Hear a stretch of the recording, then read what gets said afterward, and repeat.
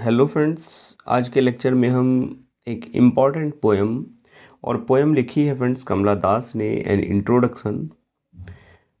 तो इंट्रोडक्शन को आज हम एक्सप्लेन करने जा रहे हैं friends, word to word Hindi में इसको एक्सप्लेन करेंगे और पोएम से जुड़े सारे एस्पेक्ट हम क्लियर करेंगे।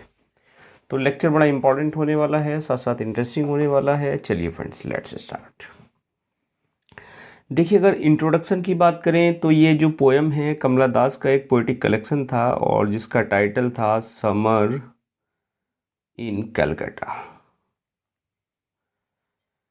जो आया था फ्रेंड्स 1965 में। तो 1965 में ये पोएम जो इंट्रोडक्शन है समर इन कलकत्ता में पब्लिश हुई। एक्चुअल में जो पोएम है ये कन्फेशनल मोड में पोएट ने लिखी है और you can say autobiographical mode बिल्कुल। और कमला दास को एक कन्फेशनल पोएट कहा जाता है क्योंकि उन्होंने जो भी अपनी पर्सनल लाइफ हो या अपने सेक्स रिलेशन हो, सबको उन्होंने कन्फेस किया है। बिल्कुल खुली कलम से उन्होंने उसको लिखा है। तो कन्फेशनल और ऑटोबायोग्राफिकल मोड जो है वो पोएम का रहा है। इसी के साथ साथ इस पोएम में वो बात करती हैं एक ऐसी सोसाइटी की, ऐसे समाज की जो मेल डोमिनेटेड है, यानी पुरुष प्रधान समाज है। उसमें महिलाओं का क्या स्थान है, कैसे वो अपनी पहचान खोती हैं, उन सारी चीज़ों को यहाँ ऑथर ने बताया है। उसका जो एक सेक्सुअल ह्यूमिलिएशन और ऑथर को जो एक टेंशन महसूस होती है, वो ह्यूमिलिएट की जाती हैं, उन चीज़ों को उन्होंने यहाँ खुल के बताया है। तो चलिए फ्रेंड्स, पोएम को हम अब टेक्स्ट को एक्सप्लेन कर लेते हैं। देखिए, वो कहती हैं, और पोएम फर्स्ट पर्सन में लिखी गई है। वो कहती हैं, I do not know politics but I know the names of those in power and can repeat them like days of week or names of months beginning with Nehru. कहती, I don't know politics, मैं politics नहीं जानती, मैं राजनीति को नहीं जानती, लेकिन मैं उनको जानती हूँ जो पावर में हैं, यानी जो राजनीति में है मैं उनको जानती हूँ, मैं राजनीति नहीं जानती। Clear friends? And can repeat them like, और मैं उनको रिपीट कर सकती हूँ, मैं उनके नामों से अच्छी तरह वाकिफ़ हूँ, उनको मैं वैसे ही रिपीट कर सकती हूँ जैसे कि मैं हफ्ते में दिनों के नाम या महीनों के नाम। क्लियर?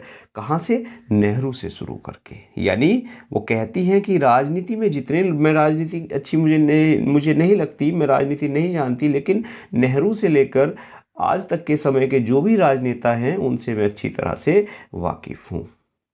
Clear friends? और एक्चुअल में देखिए, वो शुरुआत ही जो राजनीति से यहाँ इन लाइन से कर रही हैं, इसका मतलब वो स्टार्टिंग में ही ये कह रही हैं कि जो भारत की राजनीति है, भारत की जो सत्ता है, वो हमेशा पुरुषों के हाथ में रही है। क्लियर? यानी महिलाओं को ये अधिकार नहीं रहा। हालांकि प्रधानमंत्री महिला भी रही हैं, इंदिरा गांधी का नाम आता है भारत की प्रधानमंत्री में, और राष्ट्रपति में प्रतिभा पाटिल जैसी महिलाएं रही हैं। चलिए, I am Indian, very brown, born in Malabar. I speak 3 languages, write in 2, dream in 1. और ये फ्रेंड्स लाइनें अक्सर पूछी जाती हैं, ये वाली कोट कि आई एम इंडियन। वो कहती हैं कि मैं भारतीय हूँ, वेरी ब्राउन, भूरे रंग की, और किसके कंपैरिजन में? अंग्रेजों की तुलना में। यानी मेरा जो कलर है वो ब्राउन है अंग्रेजों की तुलना में। बॉर्न इन मालाबार, जो मालाबार में पैदा हुई, मालाबार में जन्म हुआ था उनका।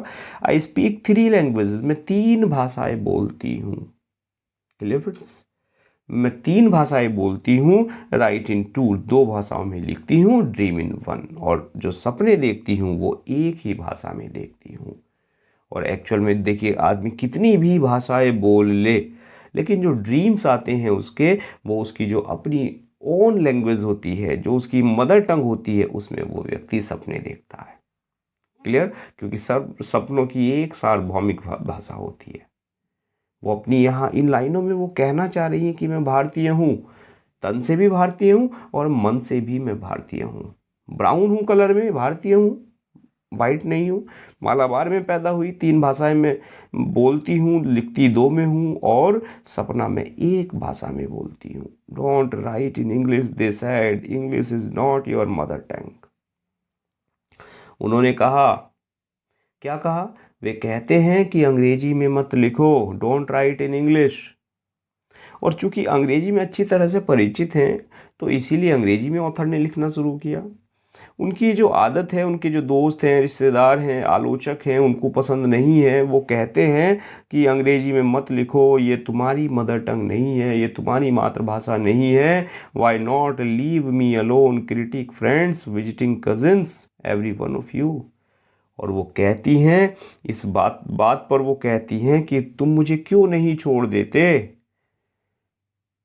मुझे अकेला छोड़ दो, क्यों नहीं छोड़ देते। क्रिटिक, समालोचकों, दोस्तों और मेरे कजन्स, तुम सब मुझे छोड़ दो।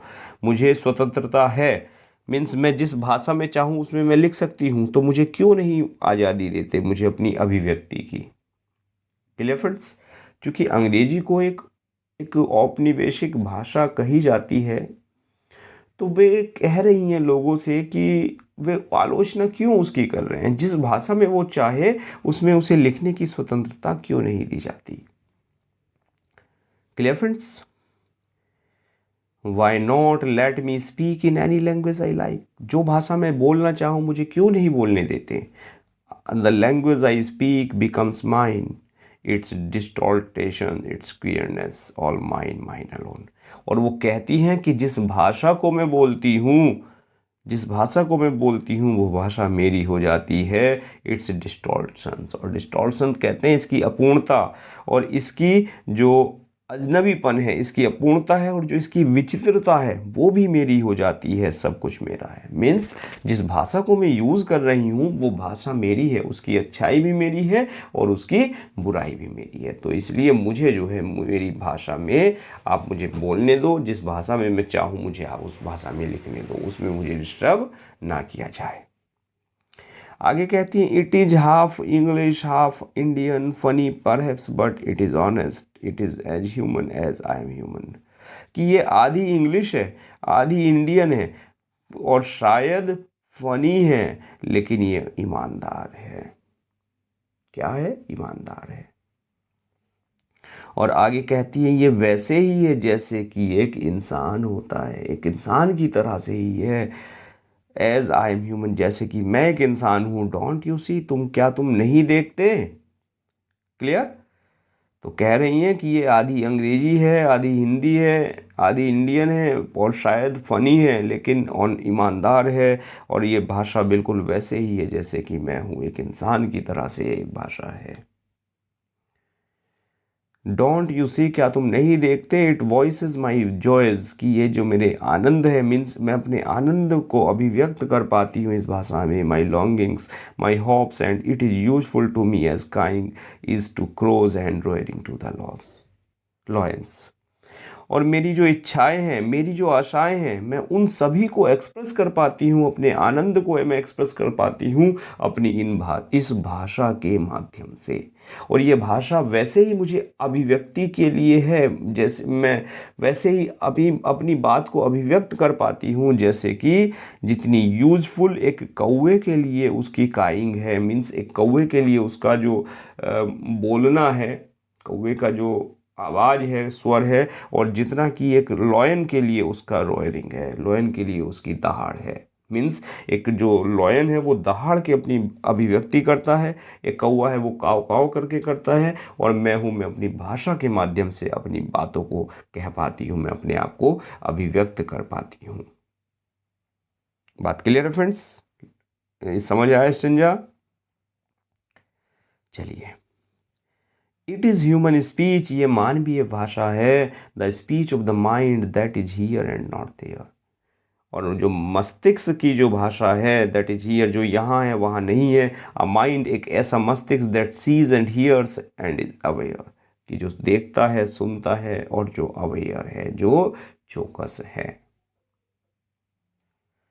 Not the deep blind speech of trees in storm of the monsoon clouds और ऑफ रेन और ट्री। और कहती हैं आगे, एक्चुअल में देखिए वो ये इस बात को कहना चाह रही हैं कि भाषा होती है, भाषा सुख और दुख और आशा को व्यक्त करने के माध्यम होते हैं। जैसे कि पशु अपनी भाषा को, अपने जो स्वर है, जो भी जिस भाषा में, भाषा तो एक्चुअल में नहीं होती उनकी, शब्द नहीं होते उनकी भाषा में, लेकिन फिर भी जो उनकी आवाज़ होती है उसमें कोई एक अभिव्यक्ति का माध्यम होता है। तो वैसे ही कह रही हैं कि जो इंसान है, इंसान के लिए भी जो भाषा है वो एक अभिव्यक्ति का माध्यम होती है। कहती हैं कि उनका जो भाषण है वो मनुष्यों का भाषण है जिसे दिमाग समझ सकता है, क्लियर फ्रेंड्स, और सुन सकता है। क्योंकि नॉट द डीफ, क्योंकि एक डीफ और ब्लाइंड स्पीच ये नहीं है एक ट्रीज की, पेड़ों की, तूफान में या मानसून में बादलों की, बारिश की, एक जो कोई ब्लाइंड स्पीच नहीं है जिसको इंसान समझ ना सके। और आगे यही कहती हैं इसी लाइन को आगे बढ़ाते हुए, incoherent muttering of the blazing funeral fire. और इनकोहरेंट मीन्स असंगत, मटरिंग एक sound of blazing funeral fire, blazing बड़बड़ाती हुई, और फ्यूनरल फायर, फायर जो आग, चिता की जो आग होती है, मीन्स चिता की जो आग होती है, मृत की जो आवाज़ होती है, बारिश की आवाज़, बादलों, मानसून के बादलों की आवाज़, पेड़ों की आवाज़ तूफानों में, कि ये वो आवाज़ें हैं जिनको आप समझ नहीं सकते, लेकिन एक मनुष्य की आवाज़ है उसको आप समझ सकते हो, उसको दिमाग समझ सकता है। Clear friends? स्टेंजा क्लियर है? Yes. I was child and later they told me I grew. मैं एक बच्ची थी और उन्होंने मुझे बाद में बताया कि मैं बड़ी हो गई हूँ। For I became tall, my limbs swelled and 1 or 2 places sprouted here। और आगे कहती हैं कि आई बिकेम टॉल, मैं बड़ी हो गई हूँ। माई लिम्स स्वेल्ड मीन्स मेरे जो लिम्स हैं, मेरे जो हाथ पैर हैं वो फूल गए हैं, यानी मेरा जो शरीर है वो बड़ा हो गया, मैं यौवन में प्रवेश कर लिया है। मैंने एक बच्ची थी, उसका शरीर का आकार अब बड़ा हो गया, अर्थात अब वो एक यौवन में प्रवेश उसने कर लिया है। उसकी आत्मा अपरिपक्व है, हालांकि शरीर जो है वो परिपक्व हो रहा है। Clear friends? और एक्चुअल में छोटी सी एज में शादी हो गई थी और हस्बैंड बड़े थे, तो कहीं ना कहीं एक डिससेटिस्फेक्शन जो उस लाइफ में रहा है वो भी उन्होंने खुल के यहाँ पेंट किया है। और आगे कहती हैं, देखिए, एक या 2 जगह पर sprouted hair means hair grow हो गए थे। और एक्चुअल में जो बॉडी पे हेयर ग्रो होना होता है वो एक जो इंसान है उसकी जो यौवन है, यूथ है, उसकी एक निशानी होता है। क्लियर? और एक्चुअल में ये जो 2 प्लेसेस की यहाँ ऑथरस बात करती हैं, वो एक तो प्यूबिक हेयर होते हैं और जो आर्म्स हेयर होते हैं, आर्म्स में होते हैं, उनकी यहाँ बात कर रही हैं, आर्म्स पिट में। Clear friends? When I asked for love, जब मैंने प्रेम मांगा, not knowing what else to ask, और ये जानते हुए कि मैं क्या मांगूँ, for he grew a youth of 16 into the bedroom and closed that door। तो उन्होंने एक जो 16 साल का यूथ था, मीन 16 साल की जो मैं जवान थी, मुझे अपने बेडरूम में वो ले गए और दरवाजे को उन्होंने बंद कर लिया। He did not beat me, ये बहुत पूछी जाती है फ्रेंड्स ये लाइन, ये जो स्टेंजा हम पढ़ रहे हैं। He did not beat me, उन्होंने मुझे नहीं पीटा, but my sad woman body felt so beaten, लेकिन मेरा जो नारी का शरीर था वो पीटा हुआ महसूस हुआ। मीन्स उन्होंने मुझे पर अत्याचार नहीं किया, उन्होंने मुझे नहीं पीटा, लेकिन मेरी बॉडी को उन्होंने पीटा। The weight of my breast and womb crushed me, और मेरी जो ब्रेस्ट और वूम का वेट था उससे मुझे ऐसा लगा जैसे कि मैं क्रश हो गई हूँ, मैं टूट गई हूँ। आई श्रैंक पिटीफुली, और मैं पिटीफुली मीन्स मैं दर्द से क्या हो गई, श्रैंक हो गई, सिकुड़ गई। यानी यह इन लाइन में वो बात क्या कर रही हैं, वो बात करती हैं कि वो बच्ची थी, शादी तक बच्ची थी, शादी के बाद भी बच्ची थी, उन्होंने हस्बैंड से प्यार मांगा लेकिन प्यार नहीं मिला, बल्कि पति ने बिस्तर में अपनी जो इच्छा है, वो अपनी जो वासना है उसको बुझा ली।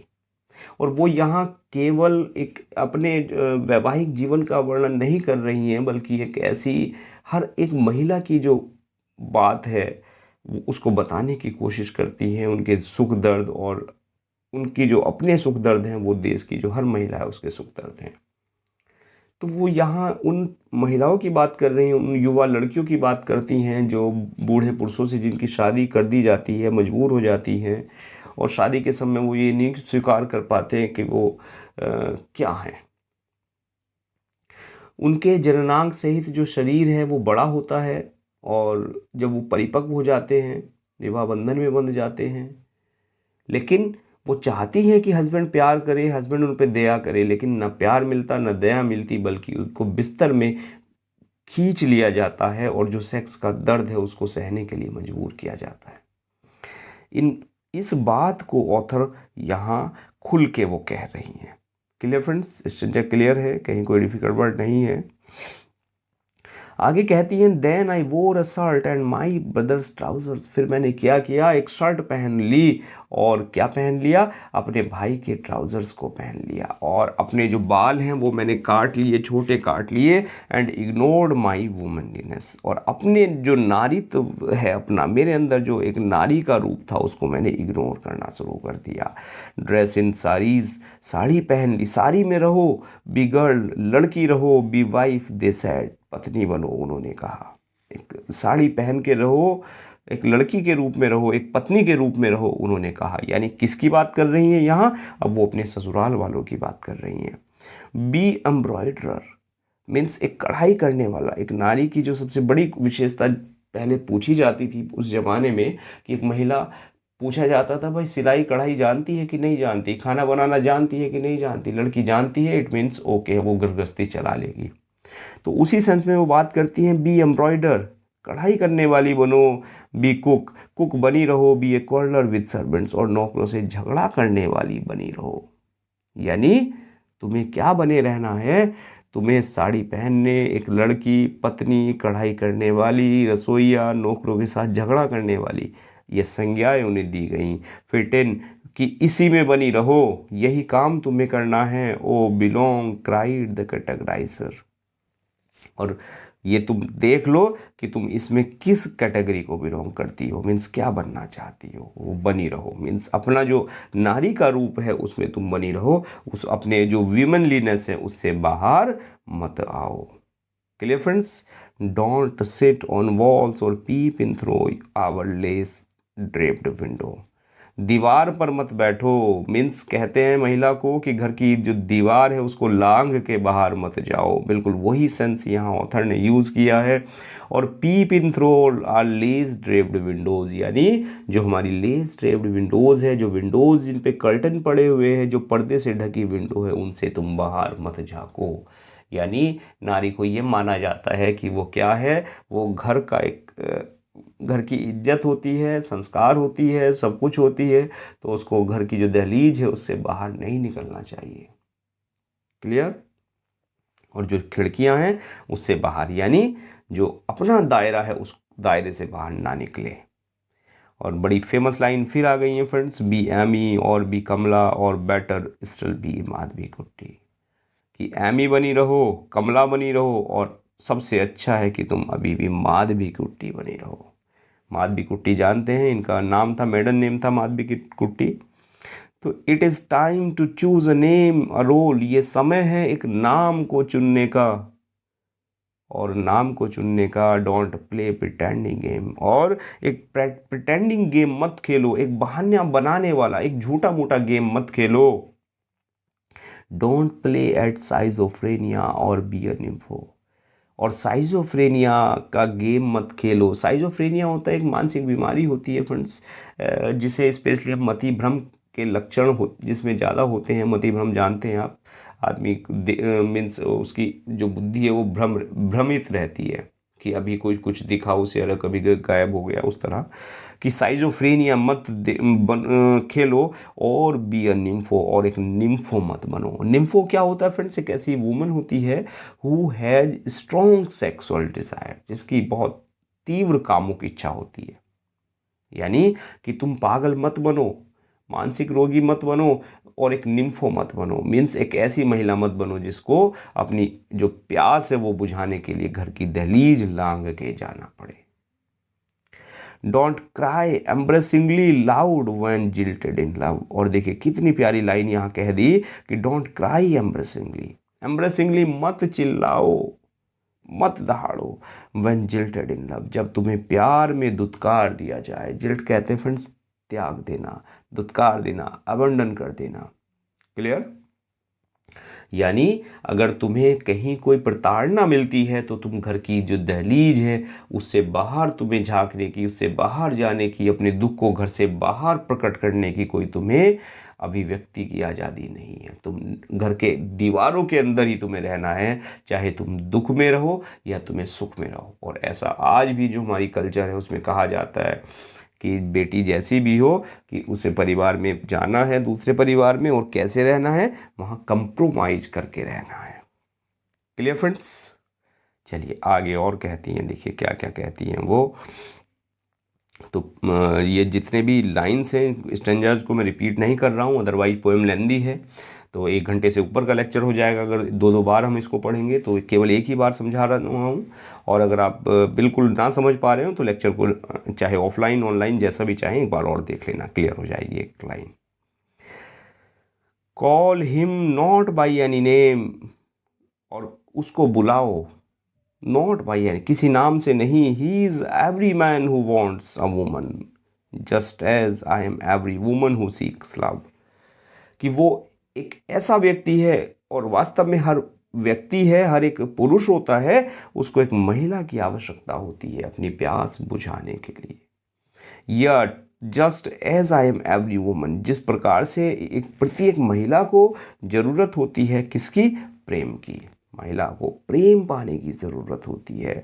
इन हिम, उसके अंदर, the hungry haste of reverse.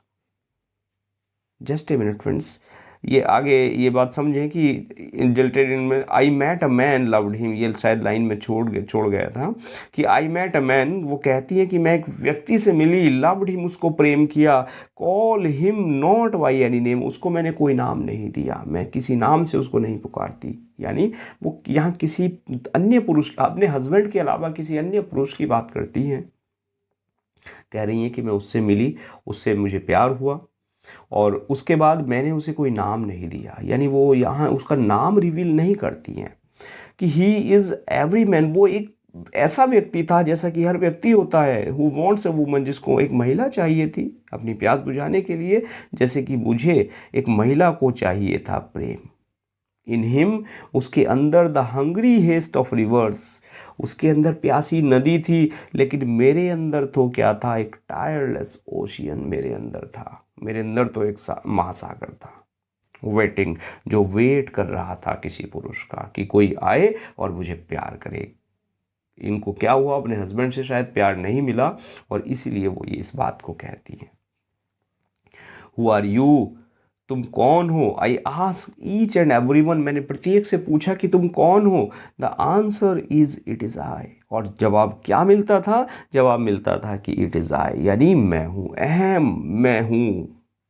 Any where and everywhere, हर जगह, हर किसी से। I see the one who calls himself I, मैं हर व्यक्ति को, जिसको भी मैं देखती हूँ, हु कॉल्स हिमसेल्फ आई, वो अपने आप को क्या कहता है? मैं कहता है। यानी एक अहंकार, एक पुरुष अहंकार जिसकी वो यहाँ बात करती हैं। यानी एक पुरुष को चाहती हैं, उससे उसकी पहचान पूछती हैं तो जवाब मिलता है मैं, यानी पुरुष अहंकार। और उसे जो कुछ भी पसंद है, एक पुरुष को जो कुछ पसंद है, वो अहंकार, वो मैं, उसको उस काम को करने की स्वतंत्रता वो देता है। इन दिस वर्ल्ड, इस संसार में, he is tightly packed like the sword in its sheath, वो टाइटली पैक होता है बिल्कुल जैसे एक शीत के अंदर, एक म्यान के अंदर एक तलवार होती है। शीत कहते हैं कवच को, म्यान को, जिसमें तलवार रखी जाती है। It is I who drink lonely, कि ये मैं हूँ, यानी एक पुरुष अहंकार, वो आई किसके लिए यूज़ कर रही है? एक पुरुष के लिए, एक पुरुष प्रधान समाज के लिए, कि यह मैं हूँ। Who drink lonely drinks at 12, कि जो अकेला पी सकता है, किसी भी रेस्टोरेंट में बैठ के अकेला पी सकता है, आधी रात को पी सकता है, रात के 12 बजे पी सकता है, एक होटल में जो स्ट्रेंज टाउन में है वहाँ बैठ कर वो वाइन पी सकता है। यानी वो कहना चाह रही हैं कि जो आई है, जो इस पुरुष प्रधान समाज में जो आई है, मैं हूँ, अहंकार है, पुरुष अहंकार है, उसको जो कुछ भी है पसंद है वो उसे करने की स्वतंत्रता देता है। चाहे वो आधी रात को पीना हो, हंसना हो, अपनी वासना को संतुष्ट करना हो, सब कुछ उसे करने की वो स्वतंत्रता देता है। It is I who laugh, it is I who make love. और यह मैं हूँ जो हंस सकता है, हु मेक लव, जो प्रेम कर सकता है, and then feel shame, it is I who dying with a rattle in my throat. और it is I who make love, ये मैं हूँ जो प्रेम कर सकता है, एंड देन फील शेम, और उसके बाद शर्म महसूस करता है। यानी वह एक जो पुरुष प्रधान है, एक जो पुरुष है, वह अपनी कमी के कारण जब एक महिला को खो देता है तो उसके बाद वो शर्म महसूस करता है। और उसका जो अहंकार है, it is I who lie dying, वो मर जाता है with a rattle in my throat. बिल्कुल वैसे ही जैसे कि मेरे गले में कोई रैटल हो। रैटल जानते हैं, रैटल कहते हैं झुनझुने को। के लिए फ्रेंड्स, बच्चों की और झुनझुने की जो आवाज़ होती है, रैटलिंग साउंड होती है, उसके लिए भी रैटल यूज़ होता है, लेकिन यह नाउन की तरह इन्होंने यूज़ किया। और लास्ट वाली लाइन ये भी बहुत पूछी जाती है friends, I am sinner, I am saint, I am beloved and the betrayed. कि मैं एक सिनर हूँ, मैं एक पापी हूँ, और मैं एक सेंट हूँ, मैं एक संत हूँ, और मैं एक प्रेमिका हूँ, और मैं एक बिट्राइड यानी मैं एक विश्वासघाती हूँ। तो यानी वो कह रही हैं कि पुरुषों की तरह, जैसे पुरुष विश्वासघात कर सकते हैं किसी के भी साथ अपनी जो इच्छाएं पूरी करने के लिए, कि कह रही हैं कि मैं भी पुरुषों की तरह से पापी हूँ, संत हूँ, प्रिय हूँ और विश्वासघाती हूँ। Clear friends? देखिए कितनी बड़ी बात कह दी। और शायद इसीलिए इनको कन्फेशनल पोएट कहा जाता है।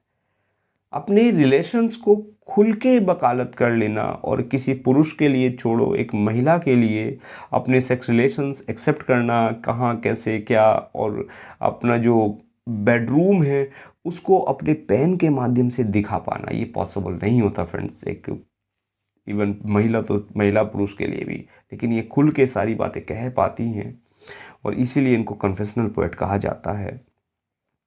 आई हैव नो जॉयस, मेरे आनंद नहीं है, दैट आर नॉट योर्स, जो तुम्हारे हैं।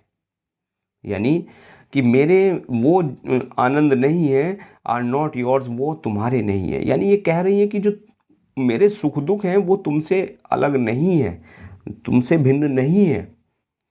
नो एक्स, ना ही आनंद, ना ही कोई दर्द, विच आर नॉट योर्स, जो तुम्हारे हैं। वही बात, यानी जो सुख और दुख हैं जो तुम्हारे हैं वो ही मेरे हैं। यानी एक नारी के जो सुख दुख हैं वो पुरुष के सुख दुख से भिन्न नहीं है। I too call myself I, इसलिए मैं खुद को भी मैं के स्तर तक मुक्त कर लेती हूँ। मैं भी अपने आप को क्या कहती हूँ? आई, मैं। क्लियर?